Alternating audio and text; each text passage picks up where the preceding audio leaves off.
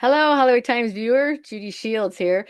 Today, we're very excited to welcome Middle Tennessee's native Vincent Hickerson, aka Bigg Vinny. Hey, Bigg Vinny, look at that. Woo-hoo. Oh my goodness. Like, we have a lot to talk about, but let's talk about those guns. Like, when did you Hey, come start on. with those guns?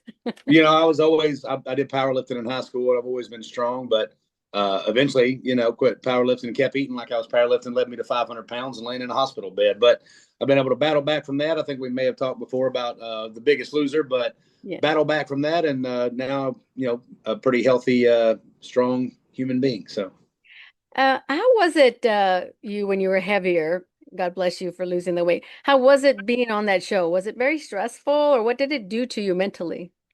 I loved it. I mean, I Yeah. enjoyed the process. Everybody was so great to work with and everything. It was hard. I mean, you're going in, you don't get to have contact with your family. You're not on TV. You can't watch TV. You can't get on a computer. Like I was taken Wow. away from everything that I was used to doing, which is what I had to do in order to change my life. They say if you want to change your life, you got to change your life.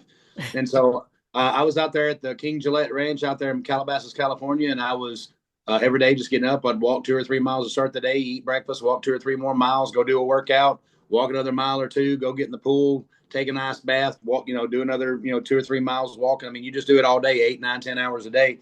Um, there's only you're only doing 2 hours of like a grueling workout. The rest of it is just kind of walking and keeping yourself in. The saying was, if you ain't moving, you ain't losing. So, Was there a certain type of food you missed when you were going through this that was um, hard? I mean, my whole life was built around chocolate gravy and biscuits and lard and all this kind of stuff. Yeah. And so yeah, you miss those foods, you miss those flavors because you have memories with those flavors. Yes.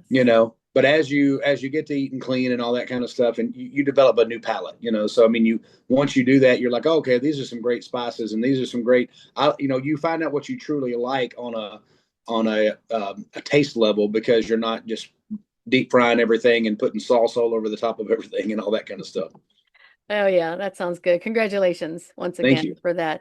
So let's talk about you growing up, with the music business and your family. Talk a little bit about that for us. Yeah. So, I mean, I say growing up, my dad was out playing on the road and he was a fill-in guy. He was never got to be like the main guy out on tour with all these acts because he had a drug problem. But he was such a good guitar player that when somebody couldn't show up, he'd be the one to jump in their place. But he played with David Allen Coe, Steve Miller Band, Loretta Wow. Lynn, Ernie Lynn, Alan Jackson. I can't remember all. But he ended up overdosing on black tar heroin, and he said he could see his body laying there, and he said, "God, if you'll deliver me from this, I'll serve you the rest of my days." And he woke up the next day. He had he didn't go through withdrawals. He didn't have any addiction. Everything was gone. And from that day forth, he set out on his journey, became a preacher, and was a preacher till he died 18 years ago. Oh my gosh, that's so inspirational. Whew. Yeah.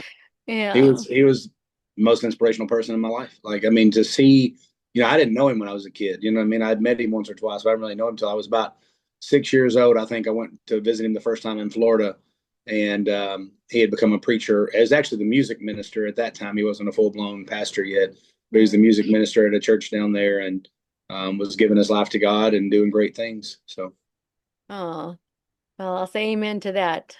He gave you a good inspiration to keep going with your good, charming, funny life. We folks, listen, he's got a new song out there. It's called Walmart Drip. And I have most of you who are watching this probably know what the heck is a drip? hey, that's exactly what my wife said. What happened was we went to Walmart that day, and it was the day there was this big eclipse that you could see in Tennessee, and everybody was wanting to see it. We had to have these special glasses to see it. Okay. Well, we got to the day of the eclipse, and we didn't have no glasses. And my wife goes, "Hey, we need to go to Walmart and get some of these glasses." And I said, "All right, well, let's go." We literally get up to the front of Walmart. I said, "Babe, just the glasses and nothing else." And she goes, "I just need to grab a few things," which I knew was going to cost me $500 automatically. But sure enough, we get to walking through, and I look over and I see they had just put out the swimwear. It was like April 7th or something like that.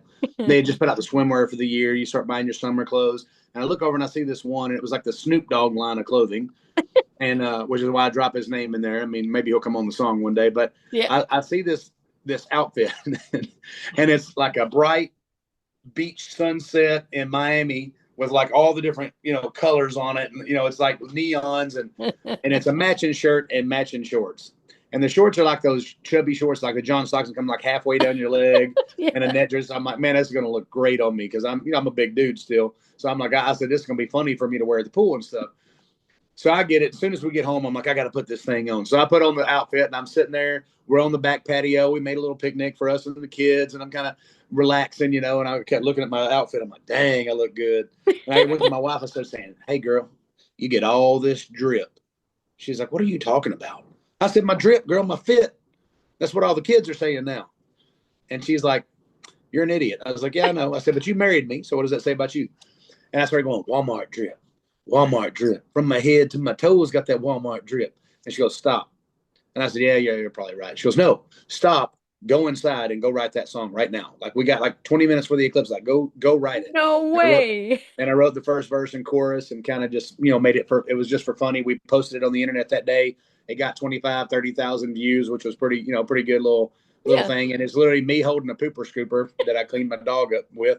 It was me holding a pooper scooper and going Walmart drip, and then I popped the pooper scooper in the video. It was like a very quick, 10-second video, and it popped off, and we were like, oh my gosh, I need the rest of this song. Well, I was kind of like, I started to write it, and then I got a little self conscious. I'm like, man, I'm writing these big ballads right now and all this, and I'm trying to tell the story of my family, and I'm going a different way with music because I came from the funny world. We had Rockin' the Beer Gut and then My Next 5 Beers, and Yeah. we kind of came from that funny, fun world. And I was like, I'm not trying to go back into that.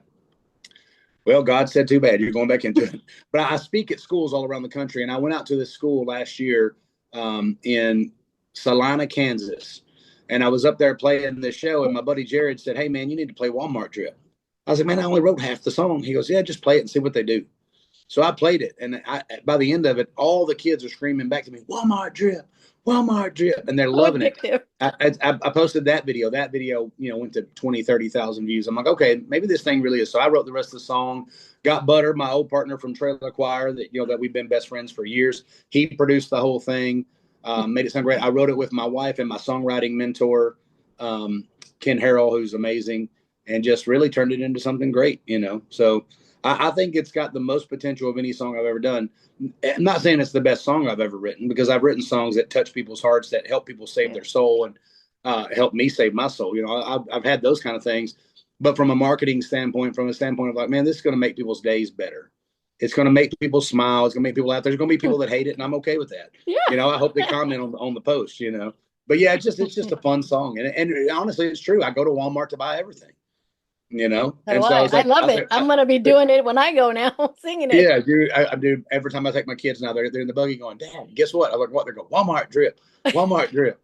And I try not to put my kids on the internet too much, but I mean, Yeah. my daughter just went viral, got 2.5 million views on her graduation. She was walking across the stage, and they said, what do you want to be when you grow up? And she said, I want to be a pig that plays in the mud. And it went viral. People love it. They're like, you know what? Me too, girl. So Oh my God. So folks, it will be released on the 4th, actually Walmart drip, and then you're gonna have your video the 11th. The video is amazing. You have two other guys that are towards the end. One's on a bed and the other one's doing the watch. Who were those two guys? so throughout the video, I have Chris Kirkpatrick from NSYNC, Okay. with the pineapples, and we have the role where like my wife's sees them. The guy that's in the whole video with me is a guy named Miles Burris. Now Miles Burris was in the Righteous Gemstones. He played linebacker for the Raiders. He was in the Disney movie Safety. He's got a lot of cool roles coming up that I can't say yet because nobody's supposed to know about him except for me, because he's my best friend, one of my best friends. That's so Miles. He's in it. And basically the premise of the video is he's coming to me saying, dude, I got to get a cool outfit for my kid's kindergarten graduation. And then my wife has a honey-do list a mile long and blah, blah, blah. And he's like, I really need your help. And he goes, I know you know more about fashion than anybody. I said, dude, I got one place we can go. It's got everything you need. He goes, everything. I said, everything. And so he pops in and he's with me in the whole video. And basically the video, the premise is I'm showing him how great Walmart is. Like, it don't matter if you're a 65-year-old dude and you're here to get your prescriptions filled and you got to shop for your grandkids. So we talk about that. It don't matter if you're the girl that's got one kid buckled in and one kid on your hip and you're trying to get the birthday party toy for the weekend and get the groceries for the day and grab some clothes, whatever, for for yourself. That's there. If you're the blue collar worker and you need some tools, or you got to put mount a TV on the wall, whatever it is, that's there too. So it's like we got everything and we touch base. But in the video, so the guy in the red jacket, that's Butter, who was my partner in trailer choir and my long-term best friend. And, we thought about making this a trailer choir song, but he just told me, he's like, man, he said, I'm 54 years old now, and I just don't have the desire to go out there and play shows and all that. He goes, I don't mind playing every once in a while. He goes, but if this blows up, you could be out there playing every single week. So let's just do it on you, and I'll just produce it and be part of it with you in that way. And I said, cool, it sounds good to me. And then the guy at the end with the watch at the very end, that's Brad Lee. Now, Brad Lee is a big time businessman, and online influencer, all this kind of stuff. But he's the one that took Grant Cardone under his wing and taught Grant Cardone how to make money and do stuff. So I met him speaking in Vegas at a thing called Risk On a couple years ago. I got to open one night for Tucker Carlson and one night for RFK Jr. as a speaker and singer. And then, of course, they come on and they're obviously massive stars and all that. I got to open for them. And while I was there, that's where I met Brad. And Brad's like, man, I really like you. You're fun, man. You got a cool vibe about you. And so he had me on his podcast, which he's got millions of listeners on his podcast. He had me come on his podcast, and the episode did really well because we talked about childhood trauma. We talked about forgiving people, even the people that hurt you the most, you have to be able to forgive them. Because if you don't forgive them, the old saying is it's like drinking the poison and letting it kill you, Yeah. It's not gonna kill them. It's going to kill you forever. So, that was in there. We got Taylor Holder, who has got over 20 million TikTok followers. Oh man, can you still see me? Yes. We got Taylor Holder, who has over 20 million TikTok followers. I asked him to come be a part of it. I really wanted to be able to touch the age demographic from 8 to 88. I wanted everybody to hear the song. Everybody goes to Walmart. Walmart's demographic is 8 to 88, so I wanted my demographic to be 8 to 88 on this song. Yes, it's amazing. How do you get to film that? Do you have to tell the Walmart people, or did you just do that? I'm the kind of guy that's going to ask for forgiveness instead of ask for permission. Yeah. We just went in with a tiny little camera in our iPhones and just said, hey, let's go in and let's just go record it. And if they kick us out, we'll go to the next Walmart up the street. Nobody ever kicked us out. In fact, they encouraged us. Everybody was super kind. The managers, anybody that caught us, filming, they were like, what y'all doing? Like, we're working on a music video called Walmart Drip. And they're like, okay. I was like, do you need us to leave? And they're like, no, just make sure you clean up your mess. And I'm like, okay. So we did. We made sure we put all the clothes back where we got them, all that stuff, which I ended up buying. Everybody that was in the video, if they had an outfit they liked, which everybody filmed one or two they liked. Yeah. I bought those clothes for them, as part of my budget for the video. So we actually purchased probably $500-600 worth of clothes throughout the 4 or 5 times we went and filmed. And the girls in the video, the moms that are in the video is actually my wife is the little short blonde, and Miles's wife, who is the taller blonde. So that we actually used our actual wives in the video and our kids. Oh, this is why God gave you a little bit. You got this nice big body because you got such a big heart. It wouldn't have been able to handle it. I know it's got to fit in there somewhere. Yes, and I like the whole thing in the video where you're doing your chest, where you make it go. There you go. I never have figured out how to do that. It took me years of building muscle and then putting some meat on top of that muscle, I guess.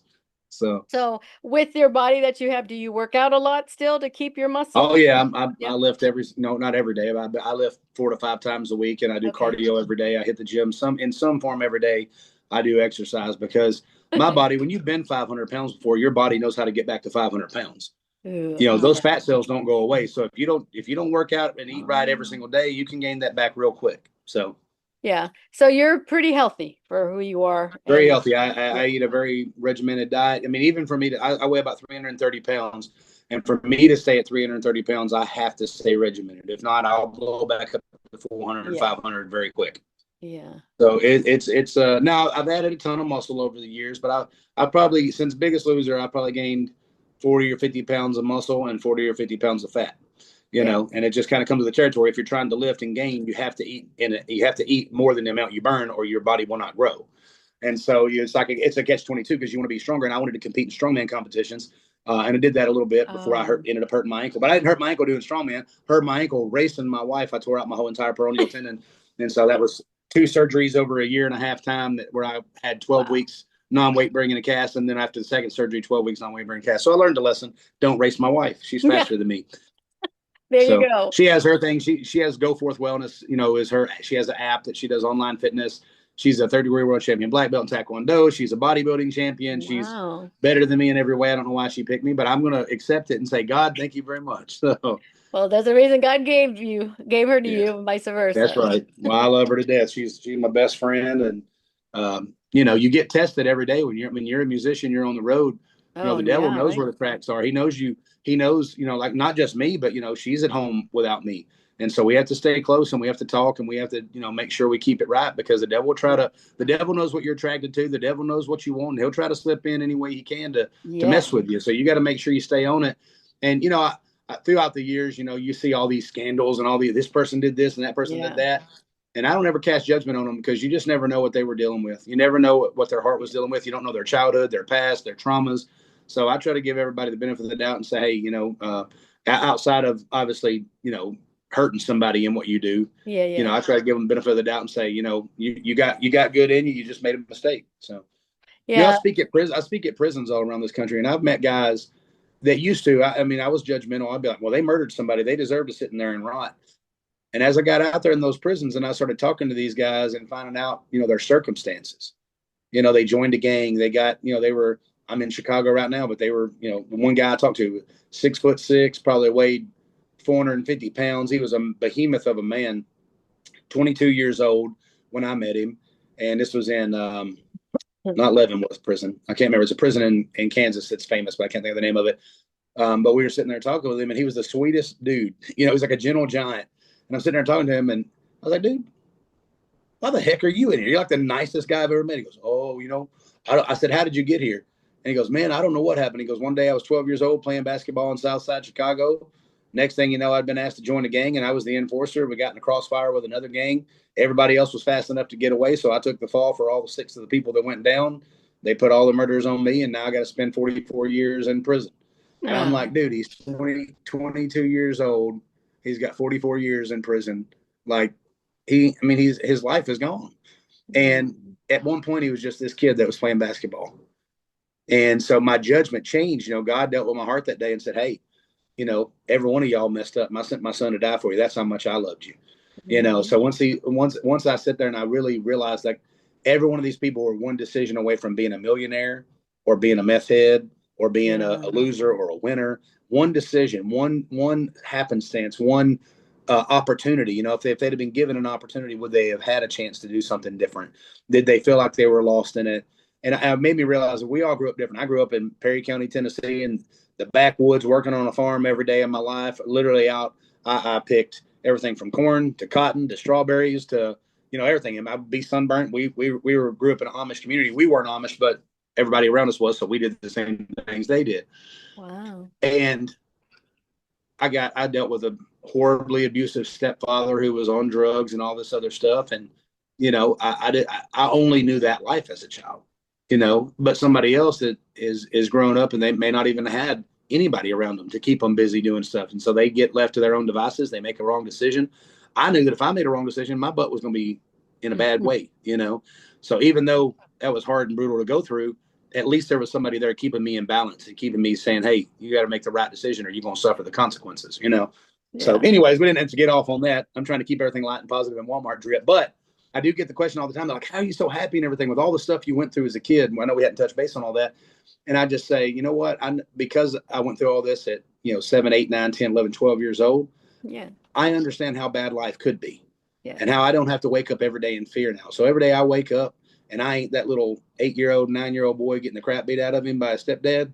That's a good day. So I ain't going to go and try and make it a bad day because there's a couple of bills to pay and there's a little bit of work to be done, you know. Oh, also CMA Fest is coming up next week. I am on a plane tomorrow, headed to Nashville. What are you Come doing on. for CMA Fest? What are you doing? Oh my gosh. I'm playing in Craig Campbell's cornhole tournament on the 3rd. On the 4th and 5th, I'm hosting Kubota's Honky Tonk Hangout party. And we got tons of acts playing those. On the 5th, I'm signing at the Nashville Universe booth.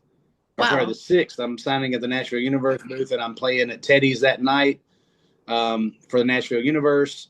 Saturday, I'm doing the BCAM Fest show. I'm doing the hunting at the Shenandoah booth, the Cumberland Road booth. Um, yeah, I Wow. mean, I'm going nonstop. So Good for you. Hopefully we'll try to connect. Let us know your social media, how we can find you. Bigg Vinny official. That's big with two G's. I'm too big for one G. Bigg Vinny, Vinny official. OFFICIAL. Bam. And that's my .com. That is my, any of my handles on the internet. That's how you find me. Whether it's it doesn't matter if it's TikTok, Instagram, Facebook, whatever that lemonade thing is, all of them the same. So Great. We'll put that up here so that people can find you. And also, this interview will be put up on our YouTube channel, the Hollywood Times Official, so you can share that with social media. We appreciate you taking the time to talk to us here at the Hollywood Times. yeah, And congratulations on Walmart dip. Give us another little line. Walmart drip. Walmart drip. From my head to my toes, got that Walmart drip. One kid buckled in, one kid on the hip. She's putting miles on this buggy on this Walmart trip. She hits the toy aisle for that birthday gift. Now she's tapping on that iPhone grocery list, and she's a superhero when it comes to savings. Got them BOGO coupons, eggs, and bacon. Drew Barrymore lips, perfect for kissing. That's a butterfly sundress. Jessica Simpson, that's Walmart drip. Oh, yay. I love it. I gotta make sure we gotta make sure Carrie Underwood gets this. I That's can right. just see Carrie Underwood singing this too. Hey, listen, she can come in and do all the high parts that Butter did. So Yes, right. yeah. Oh, Well, thank hey, you for thank y'all that. so much. I appreciate the opportunity, and let's keep doing them. So, Yeah, we'll get together again soon. And like I said, hope to see you in Nashville. talk to you soon. Thank you so much.